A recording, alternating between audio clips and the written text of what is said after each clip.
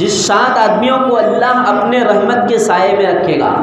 بعض روایات میں ہے کہ عرش کے سائے میں ہوگا، مگر میں نے جو روایت نقل کی ہے اس روایت میں ہے کہ 7 آدمی اللہ کے رحمت کے سائے میں ہوں گے۔ اب اندازہ لگائیے کہ حشر کے میدان کا وہ نفسا نفسی کا عالم، جس میں نبی پاک علیہ السلام فرماتے ہیں کہ انسان اپنے اعمال کے بقدر پسینے میں ڈوبے ہوئے ہوں گے۔ کوئی گھٹنوں تک ہوگا، کوئی کمر تک ہوگا، کوئی سینے تک، یہاں تک کہ نبی نے فرمایا کہ کوئی ایسا ہوگا جو پسینے کا لگام پہنا دیا جائے گا۔ پسینے کا لگام جس کو کہتے ہیں، یعنی اس کے آدھے ہونٹ تک، نیچے کے ہونٹ ڈوبا ہوگا، اوپر کا ہونٹ خالی ہوگا، یہاں تک پسینہ ہوگا، یوں پھڑے گی۔ اس گھبراہٹ کے عالم میں 7 آدمی ایسے ہوں گے جن کو اللہ تبارک و تعالیٰ اپنے رحمت کے سائے میں رکھے گا۔ یہ 7 آدمی کون ہیں؟ یہ کوئی فرشتے نہیں ہیں کہ یہ 7 فرشتے رحمت کے سائے میں ہوں گے جو کبھی گناہ نہیں کرتے، یا یہ 7 انبیاء ایسے نہیں ہیں کہ یہ 7 انبیاء عرش کے سائے میں کھڑے رہیں گے۔ یہ 7 آدمی ہوں گے، یہ 7 بندے ہوں گے، یہ 7 اللہ کے مخصوص وہ بندے ہوں گے جو اللہ کے حکموں کو مانتے ہوں گے۔ بخاری شریف، مسلم شریف کی روایت حضرت ابو ہریرہ رضی اللہ تعالیٰ عنہ سے مروی ہے، نبی صلی اللہ علیہ وسلم فرماتے ہیں 7 یظلہم اللہ فی ظلہ یوم لا ظل الا ظلہ، 7 آدمی اللہ کے رحمت کے سائے میں ہوں گے جس دن اس کے سائے کے علاوہ کوئی سایہ نہیں ہوگا۔ اب وہ 7 آدمی ہم گنواتے ہیں، آپ نے کئی مرتبہ پڑھ لیا ہوگا کتابوں میں یا سن لیا ہوگا، مگر ایک بار اور بول لیتے ہیں اور سن لیتے ہیں اور اپنی زندگی کے رخ کو صحیح کرنے کی کوشش کرتے ہیں، کیا ان 7 آدمیوں میں ہو سکتا ہوں یا نہیں؟ آج یا کل کی تفسیر میں نے غالباً کل کی تفسیر میں نے ایک بات کہی تھی، میں نے کہا تھا کہ ولی کون ہے، میں ولی بن سکتا ہوں یا نہیں؟ آج ولی اگر بولیں گے کہ جی اللہ کے ولی ہیں تو کہتے ہیں پیر صاحب اللہ کے ولی ہیں، جو بالکل ایک دم بالکل زندگی سے مایوس ہو گئے، گھٹنوں میں درد، کمر میں درد، اٹھ نہیں سکتے، بیٹھ نہیں سکتے، یوں اللہ اللہ اللہ اللہ کرتے رہتے تو کہتے ہیں یہ پیر صاحب ہیں۔ کیوں چلتا پھرتا آدمی پیر صاحب نہیں بن سکتا؟ ایک جوان آدمی پیر نہیں بن سکتا، ایک ولی نہیں بن سکتا؟ اللہ کے اتنے محبوب بن جائیں عبادت کرتے کرتے، اللہ رسول کے حکموں کو مانتے مانتے کہ روئے زمین پر چلتا پھرتا، وہ اللہ کا ولی ہے۔ تو اسی طرح وہ 7 آدمی کو ہم دیکھتے ہیں، کیا ان 7 میں سے کوئی ایک میں بن سکتا ہوں یا نہیں؟ آپ بن سکتے ہیں؟ آپ بن سکتے ہیں؟ میں بن سکتا ہوں یا نہیں؟ حدیث بولنے اور سننے، پڑھنے اور سننے کا مطلب یہی ہوتا ہے کہ جی اس سے ہمیں مل کیا رہا ہے، کوئی برکت کے لیے تو یہاں بیٹھے نہیں۔ ایک آدمی ہے امام عادل، ایسا امام جو عادل ہو۔ عادل کا مطلب انصاف ور، امام کا ترجمہ ہم کہتے ہیں بادشاہ سے، عادل بادشاہ، عدالت کرنے والا اور صحیح انصاف کرنے والا بادشاہ قیامت کے دن حشر کے میدان میں اللہ کی رحمت کے سائے میں ہوگا۔ اب یہ بادشاہ آپ تلاش کیجئے، میں تو بادشاہ ہوں نہیں اور آپ بھی ہیں نہیں، لیکن کہا نہیں جا سکتا ہے کہ کیا بیچنے والا کیا بنے گا، اس لیے کہ کچھ بھی بیچنے والا ہمارے یہاں کیا بن جاتا ہے، تو مشکل نہیں کہ یہاں پر بیٹھنے والا بھی عادل بن جائے، بادشاہ، سلطان اور امام بن جائے، کوئی مشکل نہیں ہے، کہا نہیں جا سکتا ہے کہ کون کہاں سے کہاں پہنچ جائے گا، پر ہم تلاش کریں۔ سب سے پہلے ہم رسول اللہ صلی اللہ علیہ وسلم کی زندگی دیکھتے ہیں، سب سے بڑے عادل حکمراں اور عادل بادشاہ، کائنات اس کی مثال نہ پہلے پیش کر سکی نہ آج، انبیاء علیہ السلام کو چھوڑ کر۔ ایسی حکومت، ایسی عدالت، ایسی سلطنت، ایسی حکمرانی نبی صلی اللہ علیہ وسلم نے کر کے دکھائی۔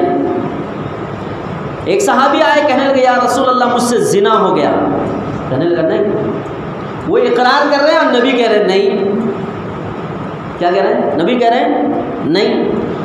تو آپ صلی اللہ علیہ وسلم نے چہرہ ادھر کر لیا، تو وہ گھوم کے ادھر آیا، کہنے لگا اللہ کے رسول میں نے زنا کر لیا۔ تو آپ صلی اللہ علیہ وسلم فرمایا سوچ لو، ہاتھ لگ گیا ہوگا، ویسے بڑی غلطی نہیں ہوئی ہوگی۔ تو آپ نے ادھر چہرہ گھما لیا، ادھر سے آئے اور کہنے لگا اللہ کے نبی میں نے زنا کر لیا ہے۔ اسلام کی سزا کیا ہے تاکہ آخرت میں شرمندہ نہ ہوں۔ جب 3 بار انہوں نے اقرار کیا تب آپ صلی اللہ علیہ وسلم نے فرمایا کہ اگر تو اپنی بات میں سچ ہے تو میں تمہارے اوپر اسلام کا قانون لاگو کرتا ہوں۔ صحابہ سے فرمایا کہ لے جاؤ اسے، لے جا کر رجم کر دو، اس کو لے جا کر، شادی شدہ تھے، لے جا کر اس کو رجم کر دو، اور لے جا کے لے گئے اس کو رجم کرنے کے لیے۔ رجم کس کو کہتے ہیں؟ میدان میں لے جایا جائے اور آدھا دھڑ اس کا گاڑ دیا جائے زمین میں، اور لوگ پتھر پھینک پھینک کر اس کو ماریں یہاں تک کہ وہ ختم ہو جائے۔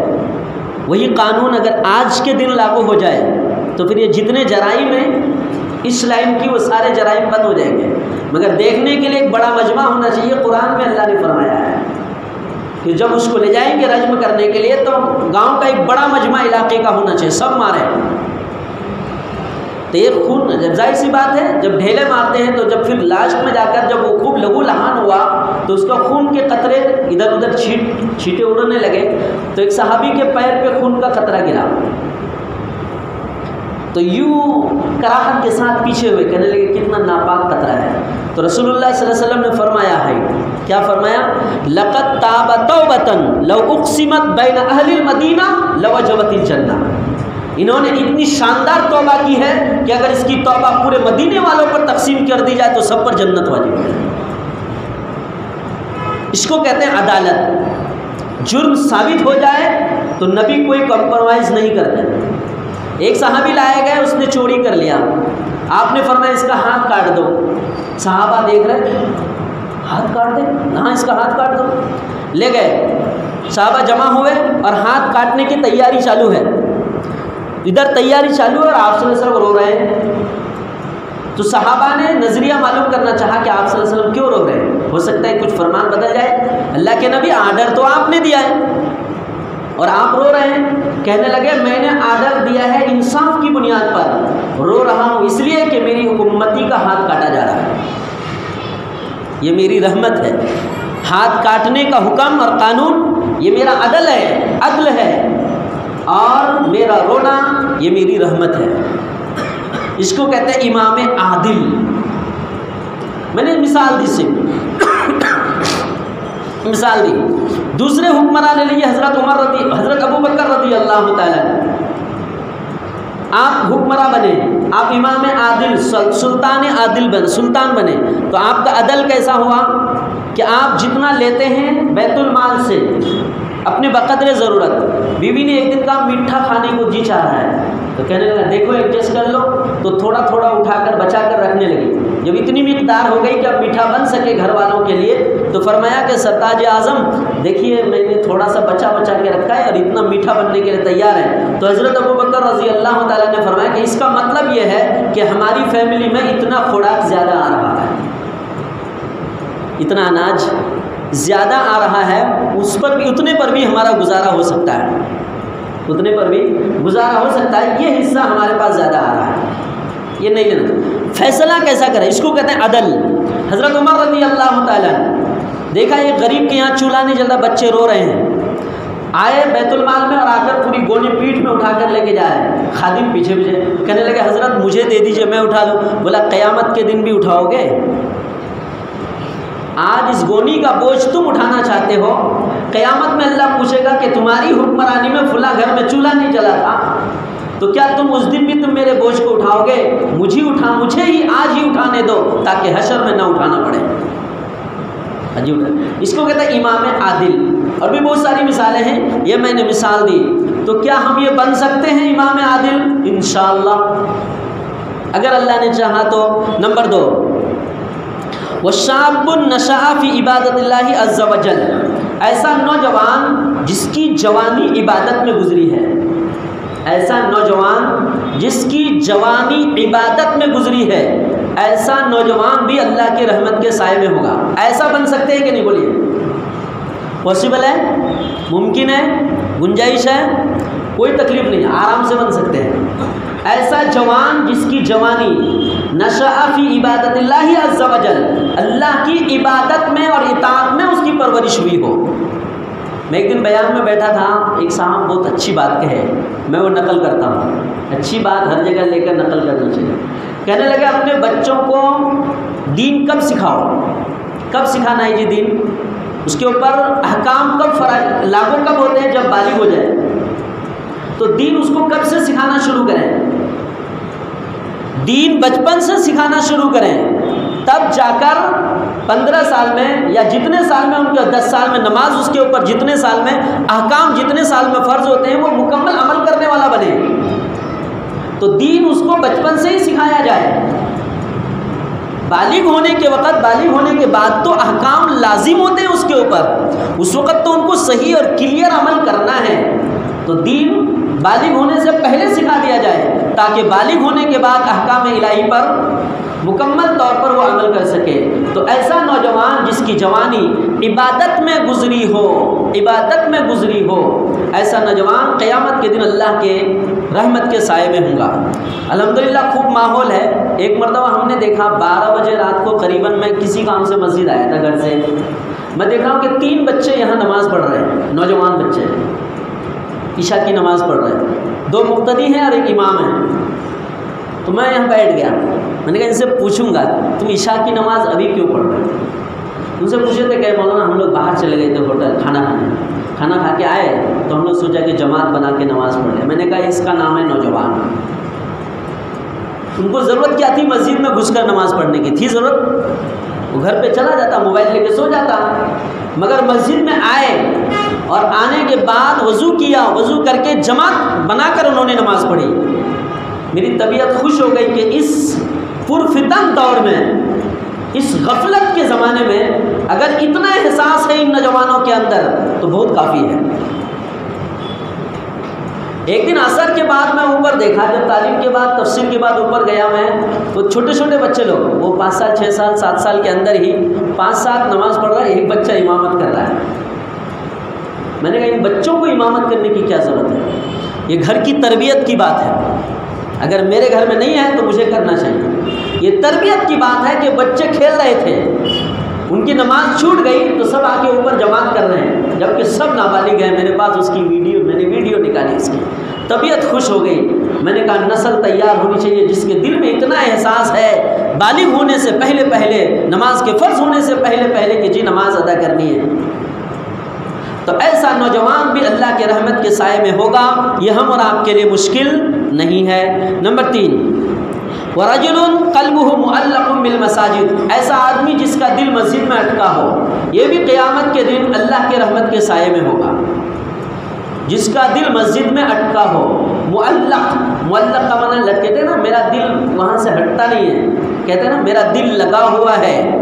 تو ایسے ہی تو دل میں اٹکا رہنے، مسجد میں دل اٹکا رہنے کا مطلب یہ ہے کہ انہوں نے ایک نماز پڑھ لی اور دوسری نماز کے انتظار میں رہے اور آ کر تکبیر اولیٰ کے ساتھ وہ نماز ادا کریں. وہ نماز پڑھ لی، پھر اگلی نماز کے متعلق انتظار میں رہے اور تکبیر اولیٰ کے ساتھ نماز پڑھے. تو ایک نماز کے بعد دوسری نماز کی فکر دامنگیر رہے، فکر دامنگیر رہے، تو اس کو کہتے ہیں کہ اس کا دل مسجد میں اٹکا ہوا ہے. جو جس کے اندر قلبی طور پر یہ جذبہ ہو قیامت کے دن اللہ، اور اسی جذبے میں اس کا انتقال ہو جائے اور ذرہ برابر بھی غفلت نہ کرے، تو قیامت کے دن اللہ کے رحمت کے سائے میں ہوگا. مشکل ہے؟ اللہ اکبر، کیا کتنا سستا ہے. اگر حاصل کرنا چاہے تو کتنا آسان ہے، لیکن ہم اور آپ اس کا ٹارگیٹ نہیں لگاتے، آئیڈیا نہیں لگاتے، ہوشیاری نہیں مارتے. جبکہ ہوشیاری اس میں مارنی چاہیے. آدمی دنیا میں ہوشیاری مارتا ہے، یہ اٹھا ہے تو گرے گا کیسے، یہ گرا ہے تو مرے گا کیسے. اس پہ ہوشیاری تو مارتے ہیں، لیکن اس پر ہوشیاری نہیں مارتے کہ حشر کے میدان کا وہ عالم ہوگا کہ گھٹنوں کے بل انبیاء علیہ السلام گر جائیں گے، تو وہاں پر اتنا ہم اور آپ کے لیے سہولت ہے.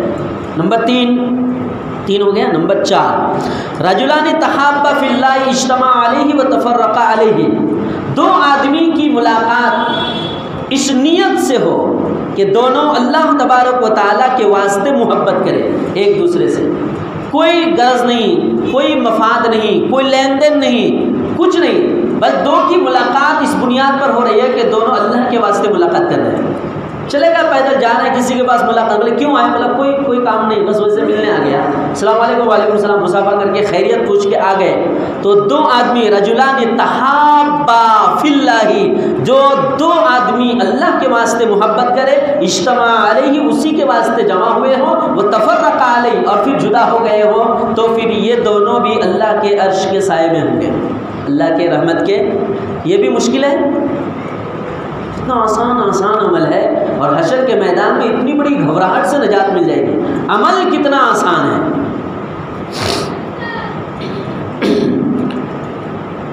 مسلم شریف کی ایک روایت ہے، بڑی پیاری حدیث ہے، حضرت ابو ہریرہ رضی اللہ تعالیٰ عنہ سے مروی ہے، نبی صلی اللہ علیہ وسلم فرماتے ہیں کہ ایک آدمی دوسرے گاؤں میں چلا ملاقات کرنے کے لیے، کہ میں فلاں جگہ جا رہا ہوں اپنے ایک بھائی سے اللہ کے واسطے ملنے، صرف خیریت پوچھنے جا رہا ہوں، سلام کلام کے لیے، باقی کوئی مقصد نہیں ہے۔ تو وہ جو نکلا ہے نا اپنے گھر سے نکلنے تک، وہاں سے واپس آنے تک، اللہ پاک اس کی حفاظت کے لیے ایک فرشتہ ڈیوٹی میں لگا دیتا ہے۔ یہ حدیث مسلم شریف میں، ایک فرشتہ اللہ پاک اس کے اوپر لگا دیتا ہے اس کی حفاظت کے لیے، کہ یہاں سے نکلا ہے پھر ریٹرن آئے گا، آنے تک تم اس کی حفاظت کرنا۔ جب پھر ریٹرن آ جاتا ہے تو فرشتہ اس سے کہتا ہے، جو اسے سنتا نہیں ہے، جو وہ سنتا نہیں ہے، فرشتہ آواز دے کر کہتا ہے کہ تم نے جس طرح اللہ کی محبت کے واسطے تم نے بھائی سے ملاقات کے لیے گیا تھا، اللہ تبارک و تعالیٰ بھی تم سے اتنی محبت کرتا ہے۔ اللہ تعالیٰ بھی، یہ بھی مشکل ہے نہیں نا؟ چلیے اور جو مشکل ہو وہ بتا دیں۔ امام عادل بننا بھی مشکل نہیں ہے، آپ چائے بیچ کر آپ پردھان منتری بن سکتے ہیں، تو میں امامت کر کے نہیں بن سکتا؟ آپ کمپنی چلا کر نہیں بن سکتے؟ کیوں نہیں بن سکتے؟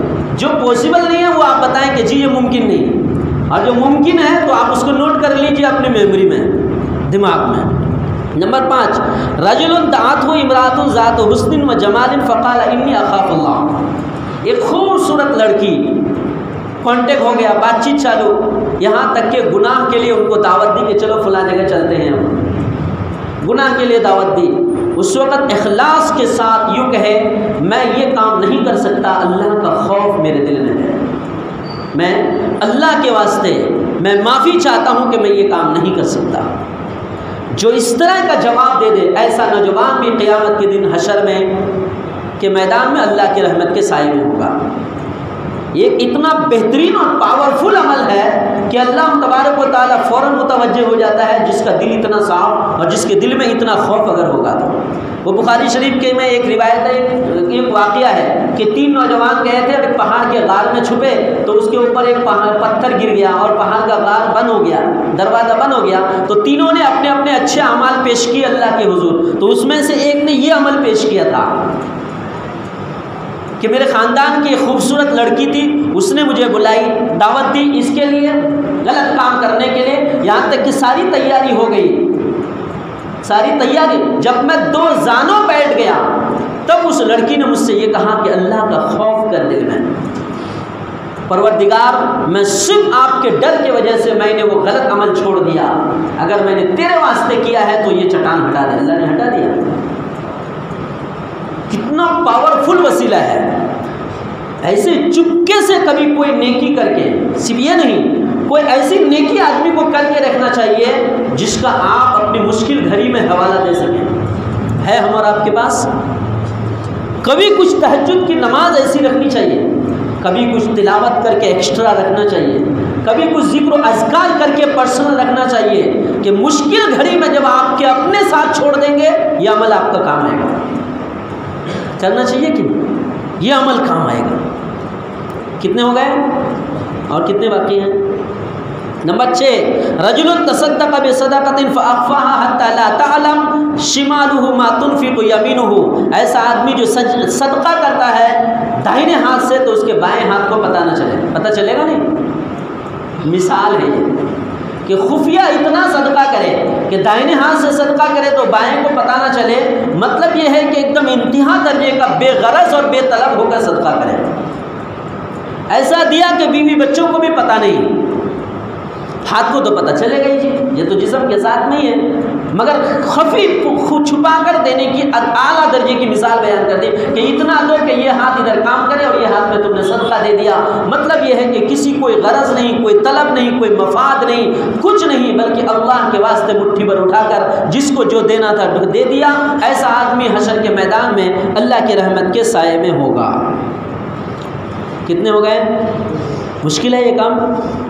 اچھا ضروری نہیں کہ دیا آپ 50,000 دیں، 5 کا سکہ دے دیجئے، 50 روپے کی نوٹ دے دیجئے، 20 روپے کی نوٹ دے دیجئے۔ اللہ تبارک و تعالیٰ کے یہاں مقدار نہیں دیکھی جاتی، اللہ کے یہاں اخلاص دیکھا جاتا ہے کہ دیا کیوں ہے، دیا کیسے ہے۔ 6 ہو گئے۔ نمبر 7، اس پر بھی بڑی تفصیل ہے، میں چھوڑ رہا ہوں بیچ میں۔ ایک موقع پر نبی صلی اللہ علیہ وسلم نے فرمایا صدقہ کرو، اگر تمہارے پاس ایک کھجور ہو تو اس کو ٹکڑا کر کے آدھا ٹکڑا اسے دو اور آدھا تم رکھو۔ صدقہ کی اتنی فضیلت نبی صلی اللہ علیہ وسلم نے بیان فرمایا۔ نمبر 7 آخری، وَرَجُلٌ ذَكَرَ اللَّهُ خَالِيًا فَفَاضَتْ عَيْنَاهُ، ایسا آدمی جو تنہائی میں اللہ کا ذکر کرے اور ذکر کرتے کرتے رو پڑے۔ یہ عمل ہوا ہے ہم اور آپ سے کبھی؟ اگر نہیں ہوا ہے، ذکر اتنا کرے، اتنا ذکر کا مطلب اللہ کو اتنا یاد کرے، اتنا یاد کرے، اتنی محبت سے یاد کرے تو خود بخود رو پڑے۔ ففاضت عیناہ، رجل ذکر اللہ خالیا ففاضت عیناہ، ایسا آدمی جو اللہ کا ذکر خالی تنہائی طور پر اللہ کا ذکر کرتے کرتے رو پڑے۔ میرے پروردگار آپ کی شان اتنی اونچی، آپ اتنے بلند و عالی، آپ اتنے وراء الورا، آپ اللہ ہیں۔ ایک بار آدمی لا الہ الا اللہ، لا الہ الا اللہ، الا اللہ الا اللہ، سبحان اللہ سبحان اللہ، اللہ اللہ اللہ کہتے کہتے آدمی رو پڑے، ایسا آدمی بھی حشر کے میدان میں اللہ کے رحمت کے سائے میں ہوگا۔ کبھی ہم نے ایکسٹرا ایسا ٹائم نکالا ہے تنہائی میں ذکر کرنے کا؟ تنہائی میں ذکر کرنے کا کبھی کر کے دیکھیے کہ اس میں لذت کتنی ہے، اس میں مزہ کتنا ہے، وہ ذکر کر کے دیکھیے۔ نمازوں کی صفوں میں 2 ٹائم عمومی طور پر ذکر کیے جاتے ہیں، عصر اور فجر کے بعد، اس میں بھی سلام پھرنے کے بعد بہت سارے لوگ نکل جاتے ہیں، پتہ نہیں کیوں۔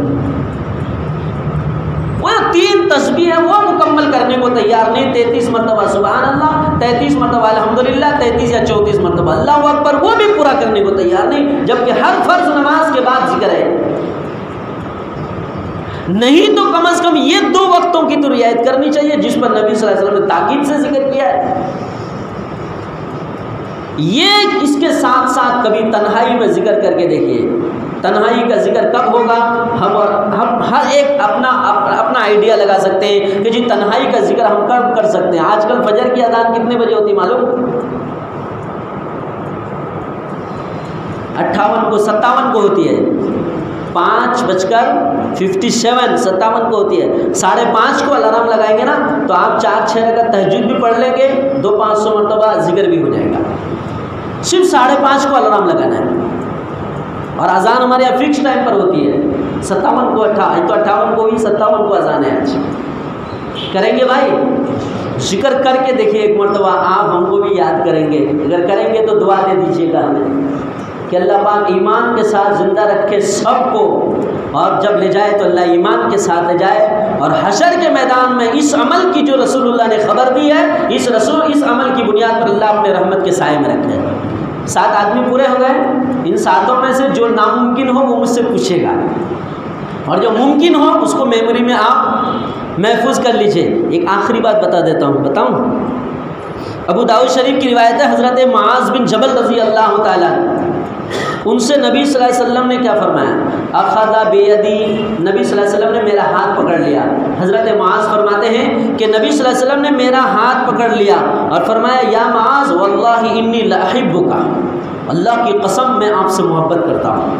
نبی اگر ڈائریکٹ یوں کہے تو کتنی بڑی بات ہے، منہ سے کہہ رہے ہیں، زبان پہ کہہ رہے ہیں، سامنے کہہ رہے ہیں، معاذ اللہ کی قسم میں تم سے محبت کرتا ہوں۔